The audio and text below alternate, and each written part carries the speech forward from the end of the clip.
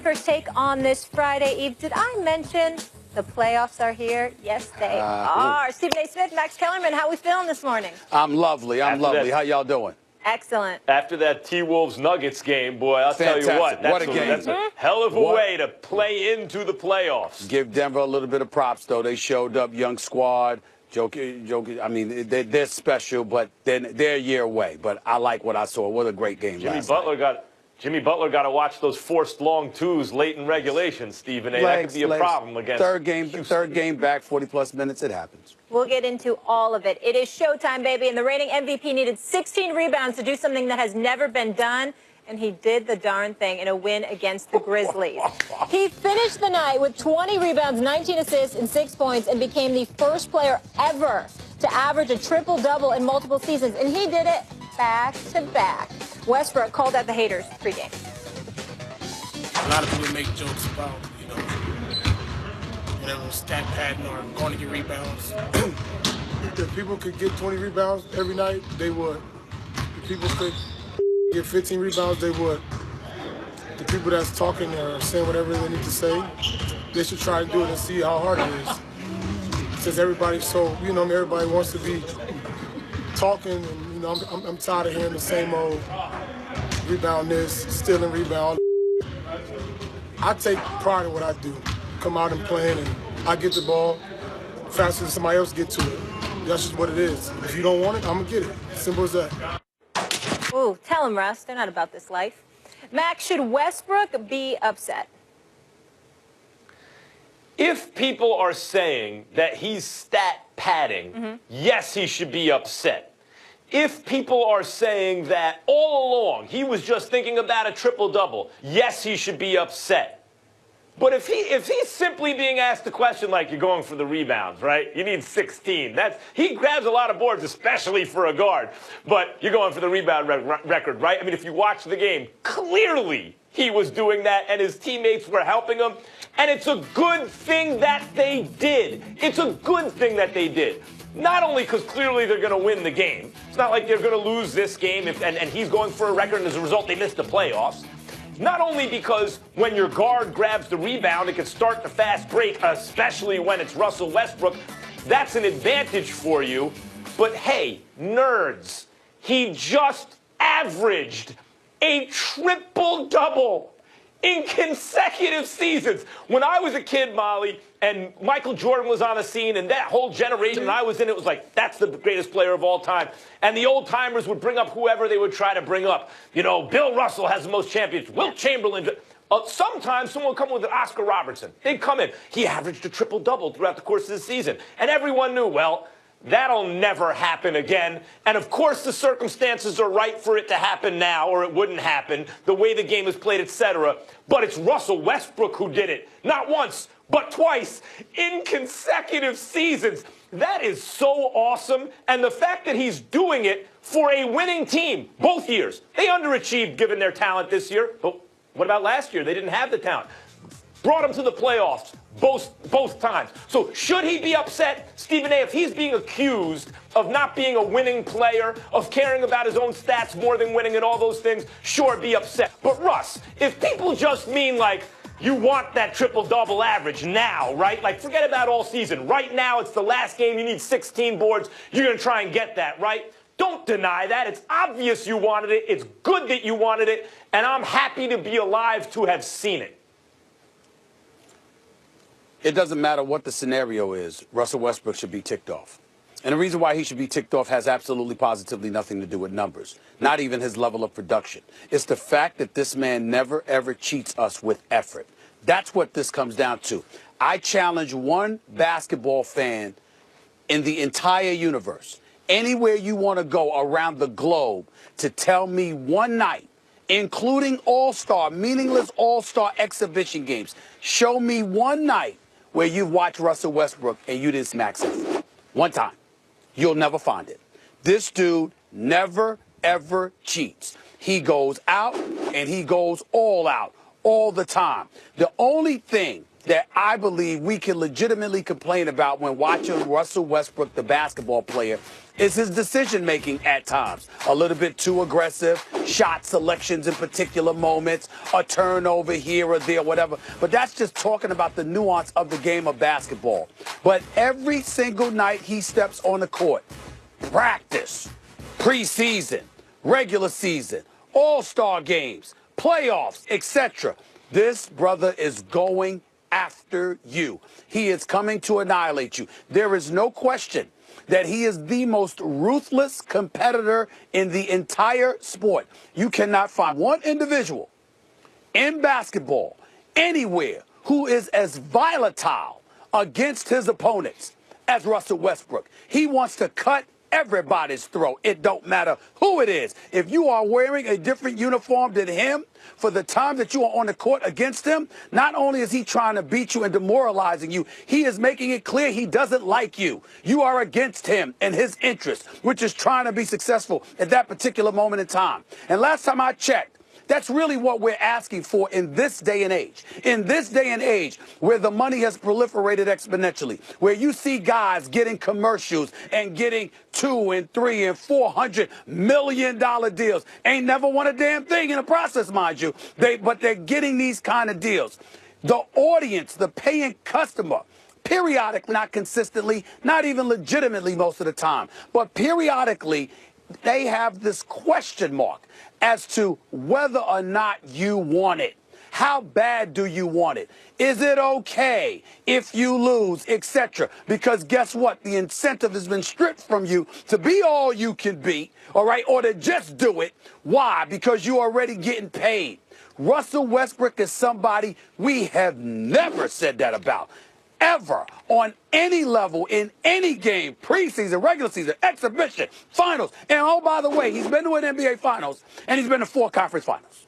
I mean, when you think about it and you look at others that have never even been in conference finals, never even been in finals, certainly never won championships, obviously, and you look at what he brings to the table. That's where this comes from. It's not about a moment, Max. It's about the fact that throughout his career, he's a 23-8 player. He's been in the league for 9, 10 years, and we have never one time questioned this man's effort. I don't blame him for being ticked off. You just described why he is my favorite player. That is exactly why. It is maximum effort. At every moment you have ever put your eyeballs on that guy, he is going maximum effort. I often say that Kobe Bryant and Allen Iverson had a baby. It's Russell Westbrook, right? But I'll tell you what else it reminds me of in the way some fans like me connect to Westbrook. When Mike Tyson came up, Stephen A., it was ding, ding, round 1. He attacked with such urgency. He was so desperate to get at the guy, he would literally run across the ring to attack. And when people saw that, they related to it. Hey, I'm paying my money to watch a guy play, to watch a guy fight, whatever it is. Hit a ball, throw a ball, shoot a ball, dribble it, whatever it is. Do something that I don't see in my everyday life. Inspire me. And Russell Westbrook is inspirational. But how's this? Here's something he may want to be upset about, Stephen A. We both know that if he never wins a championship, that will be, maybe rightfully, held against him. He's been on excellent teams, the same way you say, hey, LeBron, no excuses. Russell Westbrook is in that upper stratosphere of all-time great talents. Now, there's one thing to have the talent. Then you have the curse of the gifted. They lay back because they're so talented to get away with it. But he has that kind of talent and then that kind of work ethic and ferocity and competitiveness. There are no excuses. And he's played with great teammates. What I see from Westbrook, the problem, the thing he should be upset about, guys like me saying on TV and in print, is that he wants it too much, maybe, Stephen A., when it matters most. He reminds me of Clayton Kershaw, the best there is, and can't perform in the postseason up to his normal standards, not because he shrinks from the moment, because you feel like he wants it too much. Russell Westbrook is going to have to learn to take his foot off the gas a little bit in those situations, in my opinion, or he won't ever win a championship. And if he doesn't, Stephen A., he should be upset about that, because that will eliminate him from that discussion of upper echelon all-time greats. I understand your point, but it's irrelevant to this particular discussion, because that's not the kind of thing that would make him upset. Somebody saying that he wants it too bad, and as a result, that might get in the way. That's not something that would upset Russell Westbrook. What would upset Russell Westbrook is when you take into consideration that once Durant left, it may not have been Kevin Durant's intention, but once he left, you had a whole bunch of supporters of Kevin Durant saying, well, you know, he had to leave because he knew he couldn't win a championship without Russell Westbrook. So when you bring up that particular point and that stain on the career of Russell Westbrook, understand that in part anyway, whether directly or indirectly, whether intentionally or not, Kevin Durant's departure might have a lot to do with the skepticism aimed in his direction, because it's believed, at least by some, that that is the reason Kevin Durant left. And that's a stain that Russell Westbrook may or may not have deserved. Let's focus in on that, guys, and keep it going. So Westbrook focused on the playoffs now. Clearly, the Thunder are the 4 seed and face the Jazz. So Russ won't be going up against KD. The Warriors get the Spurs in the first round. Stephen A., how lucky is KD that he doesn't have to face Westbrook?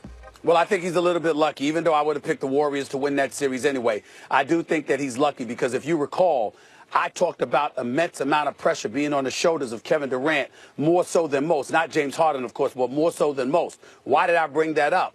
Because Kevin Durant, who's the reigning NBA champion and NBA Finals MVP, departed OKC after being up 3-1 and then lost the series 4-3 and then goes to the team that beats him a month later. We don't need to belabor that. The point is, after he did all of that, he joined a team, but he didn't say he was just joining Steph Curry. He talked about Klay Thompson. He talked about Iguodala and Draymond Green. He talked about the system that the Golden State Warriors had already implemented. And so when you take into account the fact that even though we know Steph Curry is the greatest shooter in the world, but him being gone, you still look at Kevin Durant as a superstar, because he is. He is a superstar. And when you are a superstar and you have those kind of requisite weapons at your disposal, and then you end up going against the team you left, and the last time they saw you in their uniform was you were in a Game 7 of an NBA Conference Finals, and then you leave them for a month later. And now just because you don't have Steph, you're going up against them. Clearly, there would have been an immense amount of pressure on the shoulders of Kevin Durant, because Russell Westbrook has Paul George. He has Carmelo Anthony. And I don't care how Carmelo Anthony has been struggling. Carmelo Anthony is not going to disappear through these players. You will hear his footsteps. You will see his shot. You will hear noise coming from Carmelo Anthony. You mark my words. He will show up in these playoffs. And I'm telling you, it could have been dicey for Kevin Durant in those situations, because that ain't just about basketball. That's about so much more, and he would have had to answer the call with or without Steph Curry. There would have been no excuses for him whatsoever against this particular team, and that's why I said he's lucked up, because now we're just talking basketball, whereas we would have been talking about a whole bunch of other things if Kevin Durant was going against his old team. You're telling on yourself, Stephen A. Smith. You're telling on yourself, because you see it as the Kevin Durant story. That's why you would see more pressure on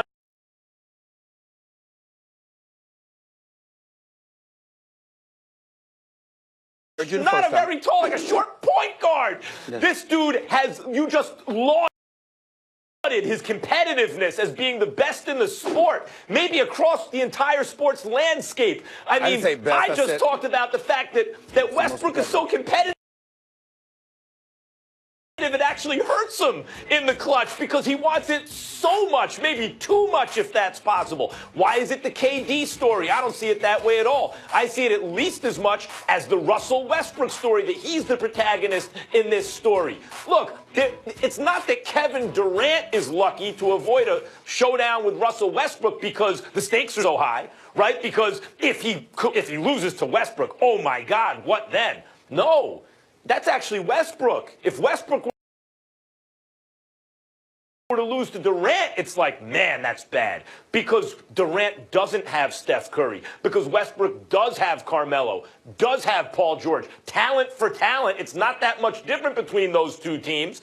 And it's Westbrook who got dissed by Durant. It's Westbrook about whom KD said, you brought it up earlier, essentially can't win a championship with that guy. I got to get away from that guy. Get over to this team. Oh, well, now you don't have Steph. Right now the talent's even. What's going to happen? If Durant beat Westbrook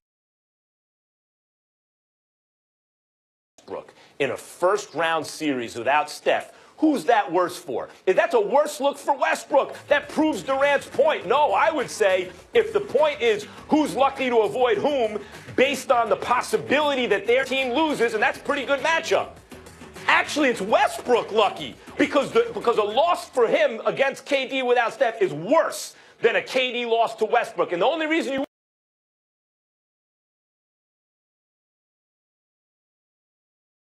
consistently recognized as the better player and is still considered the better player. And so when you take that into consideration, along with the fact that the Oklahoma City Thunder have been on a roller coaster ride, they've been up and down all year long with Billy Donovan coaching them. Sometimes they've been on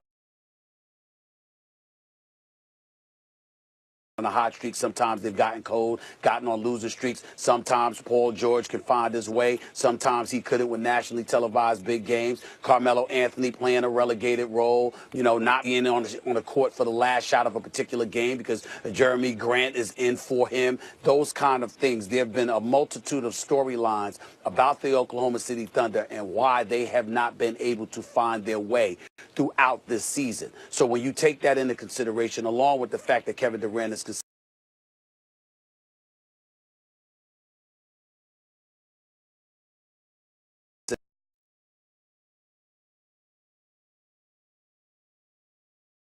that the narrative definitely would have been, of course it would have been Russell Westbrook and Kevin Durant, but it would have been about Kevin Durant going up against this team and how this is the team you departed, what you gonna do now that you don't have Steph Curry. That's what I think the narrative would have been.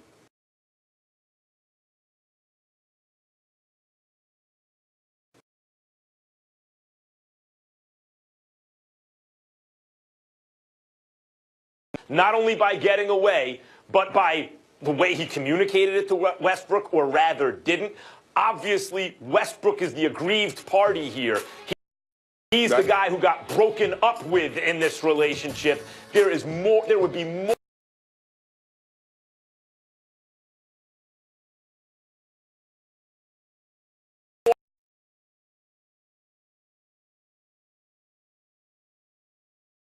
Westbrook to have lost to KD in round one. Well, listen, I don't think so. And not only that, let's also take into account the fact that there's a multitude of changes that Russell Westbrook has had to experience. When Kevin Durant's gone, you acquire Oladipo, okay? Oladipo, we now know is an all-star. This kid is bona fide. He's something special. But you know what? You had 1 year with him under your belt. Now he's gone. You got 1 year, one regular season with Paul George and an aging Carmelo Anthony who's 33 years of age, and even though he's still good, not what he used to be. Whereas you're Kevin Durant. The nucleus of the Golden State Warriors is pretty much intact. The system, the players, the familiarity.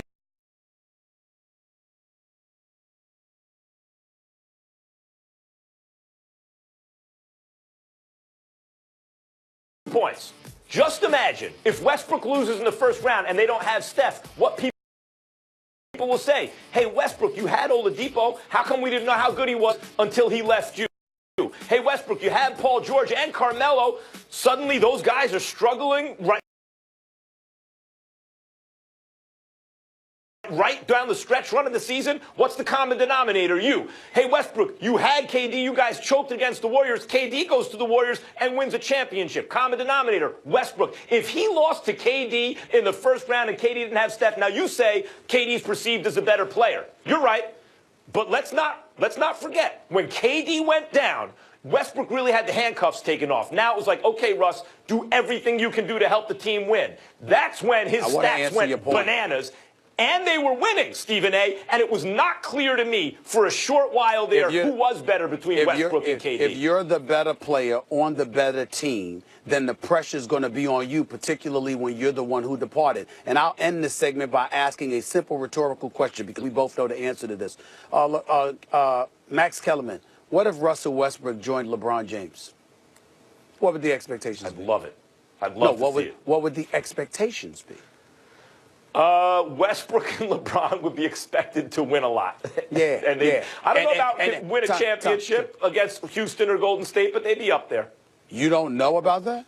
Oh, so you Is think Westbrook that much better than Kyrie? No, you've just been raving about Russell Westbrook, and on top of it all, you've universally recognized LeBron James is the best in the world. But now you're going to sit here and say that if he had Russell Westbrook at his disposal, you don't know if he'd win the chip?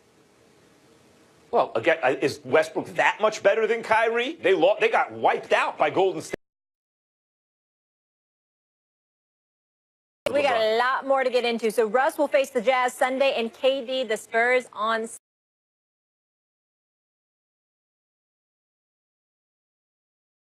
Saturday. Meanwhile, LeBron going for his 8th straight trip to the finals. But you're about to find out why there will be no LeBreezy playing in June this season. And the Warriors are going for their 3rd title in 4 years. But we'll tell you why the Wild Wild West will keep Golden State from another chip. Plus, how's everybody today? It really doesn't matter what you think. Don't ask me any more questions about this. If you want to know the truth about it, pisses me off, you can ask the bottle, but don't ask me. If it was up to you, we're 6 foot under already. blasting the media, that's one thing. But what does a mad Nick Saban look like in the locker room? Top NFL draft prospect and former Bama playmaker Minkah Fitzpatrick will join us. First Take, just getting started.